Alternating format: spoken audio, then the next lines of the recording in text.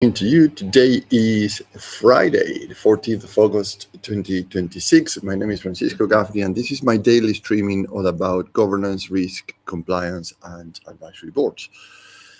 Now, this week we've looked at valuation from a different angle or from a different point of view, not from the number that a spreadsheet produce, but from the operating system underneath the number, right? So we have our model in front of us. The reason why I'm doing this week from the point of view of an advisory board towards evaluation of organization is to make it practical, because probably you've seen many models, many people explain to you this in many different ways. But at the end, what I want to provide to you is something that you can take home today and apply to your organization and start to see things in a way that actually puts you in the side of the advantage, or a position of an advantage in a negotiation when you're evaluating your company, when you are looking for investment, when you're looking for loans, when you're looking for line of credit, or when you're talking to shareholders and saying, this is how we added value to the organization. Now, let's do a quick recap of the week. On Monday, I introduced the full advisory board operating system valuation readiness model that is based on the model that we have on the screen. On Tuesday, we specifically spoke about scale, which is at the top of the model, the brand, people, and partnership. What make that add to your valuation of your company? On Wednesday, we spoke specifically about predictability, so the partnerships, as along with the revenue and the assets, which is a growth, the capital that you need to be, or to put the company in a predictable situation, right? And yesterday we spoke specifically about your assets, your governance, risk, compliance, and performance. And performance is not a KPI, a personal KPI.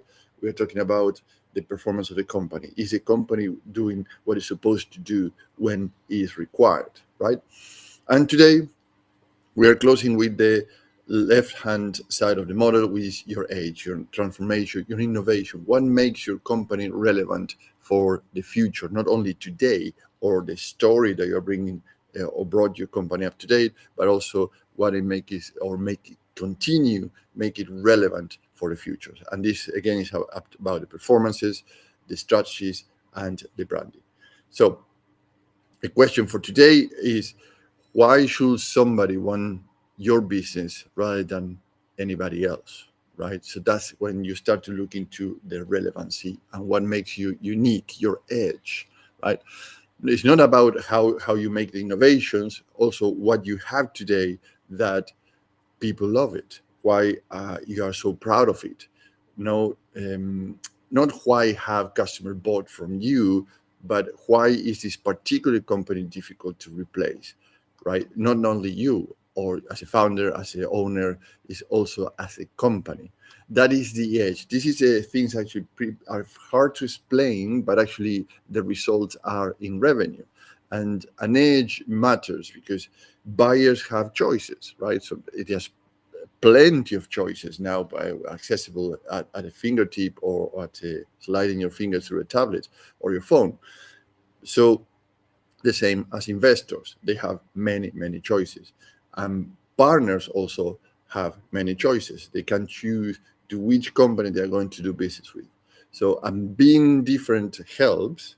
That's true, but being different and valuable are not automatically the same thing, right?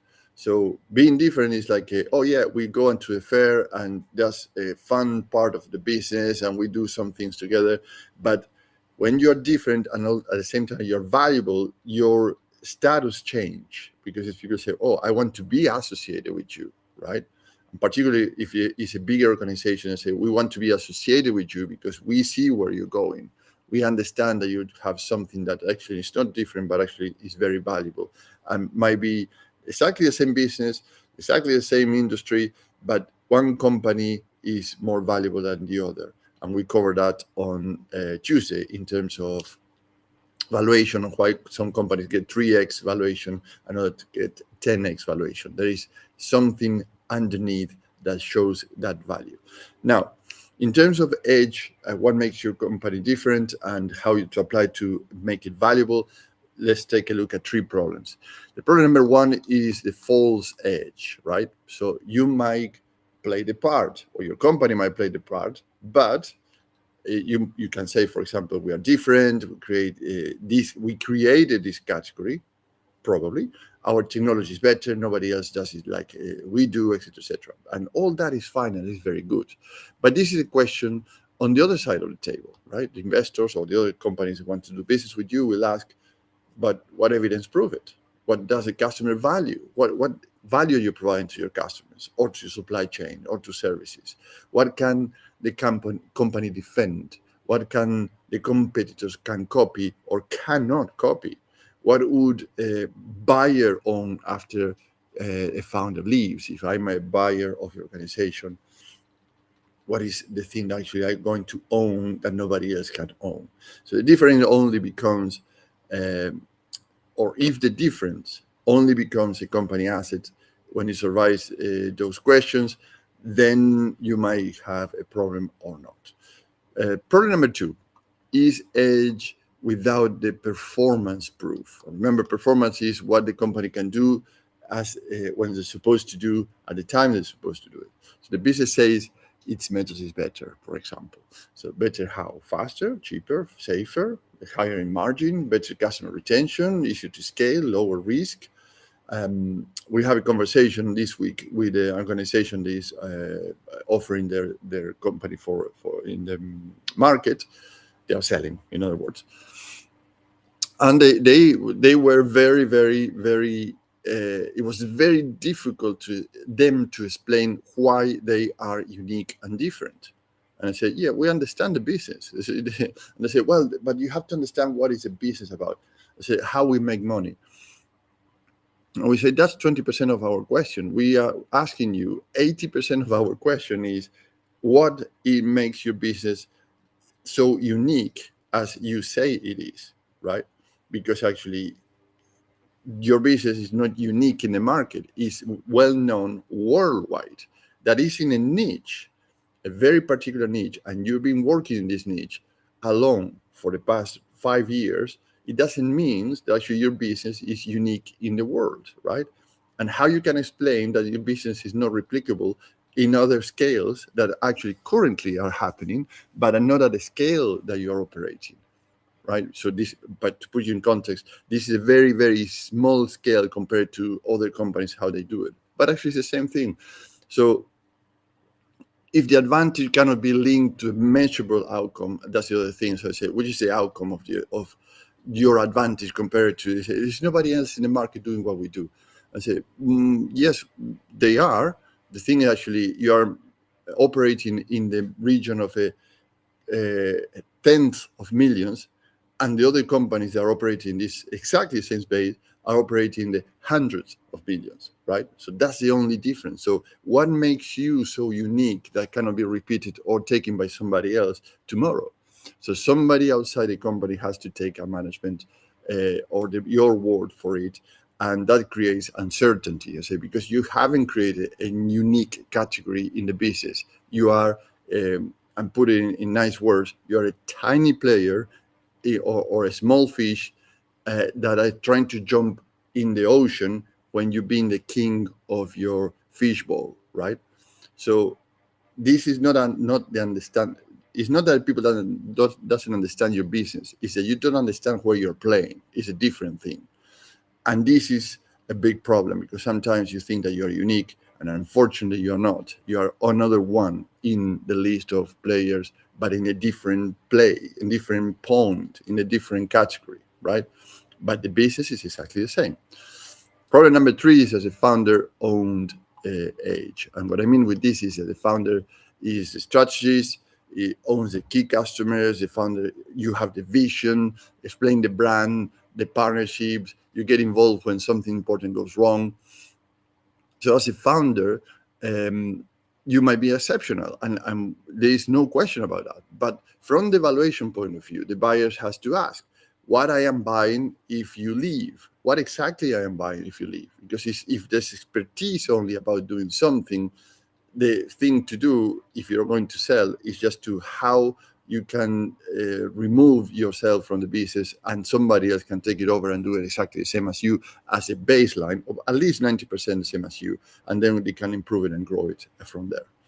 But this is a difficult question, because even if you have something unique, it doesn't mean that it's repeatable or transferable. And remember that transferability, the word that we go in through the whole week.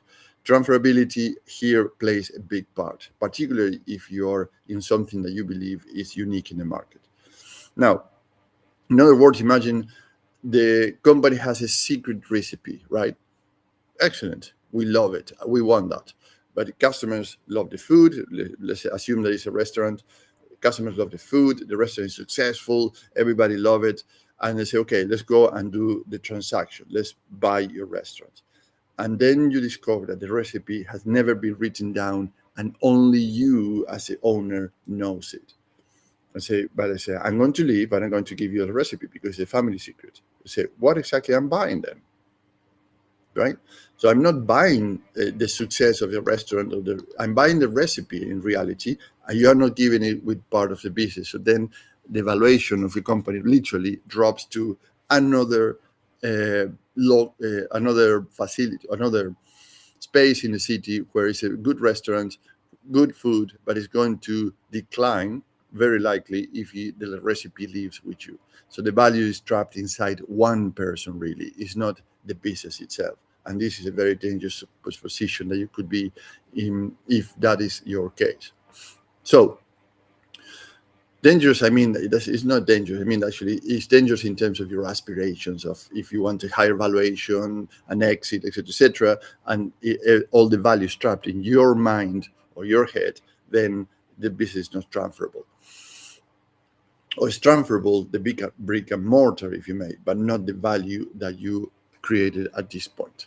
Now, again, as a board advisor, what I would propose to consider is the following. So first, start with a strategic edge map. Do not list the 10 advantages that you have. Choose one or two, the very one or two that makes the 80% of the value, right? So the Pareto rule. So is it product, is it intellectual property, the workflow, data, brand, cost position, customer proof, distribution, well, you name it. What genuinely makes the company harder to replace? The second thing is to build a performance proof map. Take each claim edge, this one or two, and ask what it changes. Does it reduce costs? What reduce delivery time, reduce risk? What it really makes that actually prove that these are the highest valuation points in your company? What gives you an edge? And the third thing to do is build a founder independence map. So detach yourself from that. Write down everything strategic that still depends heavily on you as a founder, and then decide what each needs to become. So you need to document as a process, as a senior, hand it over to a senior role. Is a brand asset or is a personal asset? Is a methodology? Is a documented piece of intellectual property? So what exactly you need to document as an operating procedure, as a standard activity or a workflow that detach yourself from that particularly two things and make you so good. So what is it about it that actually makes you special? What is the proof? And how you can document it. These three things will start to create more value to the organization than actually the revenue or the spreadsheet with a number. So this is how the personal value starts becoming your company value, right? Now, so how the whole advisory board operating system is applied towards measurable business outcomes. Then, beside this three-step formula, let me give you another one. And apologies because I haven't put the model that we are speaking. We are talking about this section today, which is transformation and reinvention. But here's the things that actually are more valuable: a full 90-day plan about how to prepare yourself for evaluation. So let me go through this now. You will have 4 quadrants here. For the scales, we'll ask about somebody else can grow your company. The predictability is asking about if somebody else can trust what happens next, right? The systems ask if somebody else can see and manage those risks. because every company has a risk. We cannot avoid them, but how we can manage them. And edge, as we discussed, ask if somebody else sees something here that is worth owning, right? And how you can detach yourself from that so somebody else can own it. Now, let's turn this into a 90 days plan. Here's a plan in front of us. During the first 30 days, do the diagnose. That's, we started from the left to the right, but actually is kind of a full circle, and you can go either way. But actually, this is the right way to operate this model.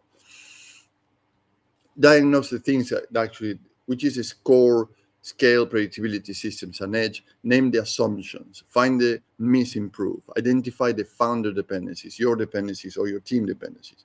During the following 30 days, meaning days from day 30 to day 60, clean those biggest gaps. So strengthen the ownerships, clean the important documents, or produce important documentation, improve the revenue evidence, fix obvious control weaknesses, and start transferring founder knowledge. So put what we mentioned in these 3 steps earlier, put all that knowledge and the evidence in one place so it can be transferable. And the last 30 days to the 90 days, turn the work into a valuable or evaluation readiness case, right? One board view, I mean in the dashboard, one board view, one clear commercial story, one asset map, one risk view, so all together in one place. And this one explanation of why this company is transferable and where it is the future value comes from, right? So that is a full operating system model, and this is a model that actually is based whole. So this is the model, and I just provide you with a 90 days plan how to make it work for you. So this is what will give you the clues to form also your advisory board and the pool of talent that where they belong in the board for each milestone, right? This 90-day plan, the purpose of this is to ask this question: who is going to help me to do that? So the advisory board is the fastest way to do it. Now, if you already in the position of scale in the company, so your commercial acceleration, your brand, your people, and your partnerships are fixed, meaning actually they are working very well, you don't need an expert in scaling. You don't need a specialist in that. If your next challenge is raising capital, etc., bring the right capital capability to your advisory board. So you see, I think you have tried to understand what is work.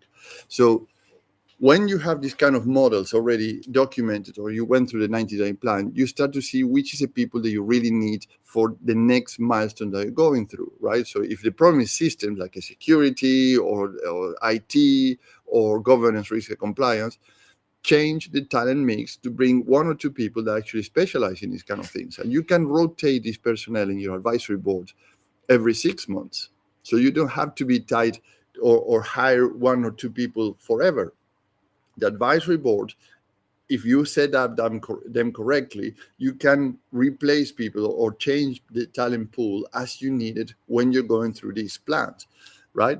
So this is a massive advantage compared to hiring a consulting firm or going through a process of hiring 1 person.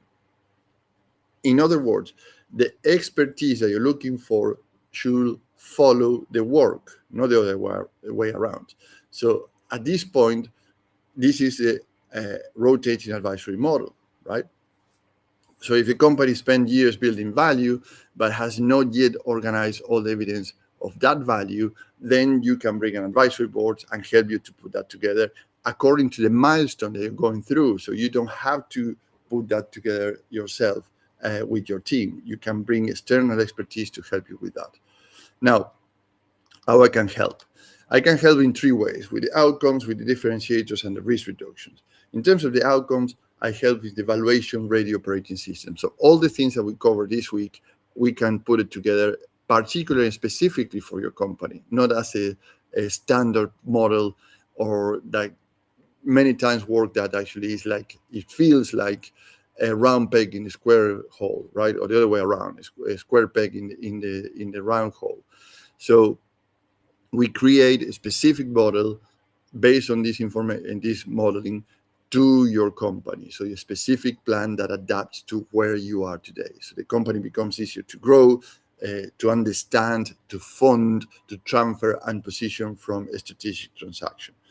The differentiator, as I mentioned, is a rotating international advisory board built around the six milestone holding the value back, right? So you get specialist capability faster than hire one executive, a lower overhead than a big consulting firm, and no talent locked in. So the members can change every 6 months, as I mentioned. And how it helps you reduce risk is waiting until the due diligence is find out what the market dislikes. So what I'm trying to say with this is we don't wait to do diligence to people to say, hey, we don't like this. This is something wrong here. We anticipate all these things. We create a data room. We create all the documentation. We create the business plans, etc. And the advantages that we provide where the company can grow from somebody else taking over. So the advisory board's operating system gives you, the board or yourself as a founder or your owner or your family, a way to find those issues earlier and deal with them while the management still controls the timetable, because you don't want to be pushed around to get those things done when in a rush when you are selling. Very bad idea. Anyway, so to how you prepare with this, with a simple model like this one. Let's prepare this very quickly. In the next half an hour or so, you can start to get a flavor of how this can go with this very simple model. Create one page with 4 boxes: scale, predictability, system, and edge. And inside of each box, write 4 things: the biggest assumption, the missing proof, who is the owner of this, is you or somebody in your team, or everything is you, and what's the next 30 days action. And then put a date in the diary to review the page. So actually do the one page in half an hour and start to work around it, and 30 days down the road, go back and review it again to see if there's an improvement or the things are not changing because they were bogged down into the or the day to day actually took over this position. But what happens there is that you start to realize that your valuation is pretty much discounted, meaning that you don't get the full value of organization, because these things are 100% sure are going to be asked and requested in a due diligence process. So as soon as you prepare this, the valuation is going to go higher. And it's not the only condition, but it's part of the elements that makes your company more valuable. So let's pause it here for today and reconvene next week. And again, if you're a founder, a chair, non-executive director, a CEO or CFO of a company of more than 50 employees or more than 10 million in revenue, and you want an international advisory board to help build valuation readiness before a capital raise, an acquisition, or a trade sale, or whatever is the transaction that you're looking for, let's have a chat so I can understand where you're coming from, where you are today, where you're looking for. So I can explain these 4 milestones and the advisory board model and how to increase your company valuation utilizing these specifically tailored to your organization. Have a great weekend, and we'll talk on Monday. Thank you, and bye-bye.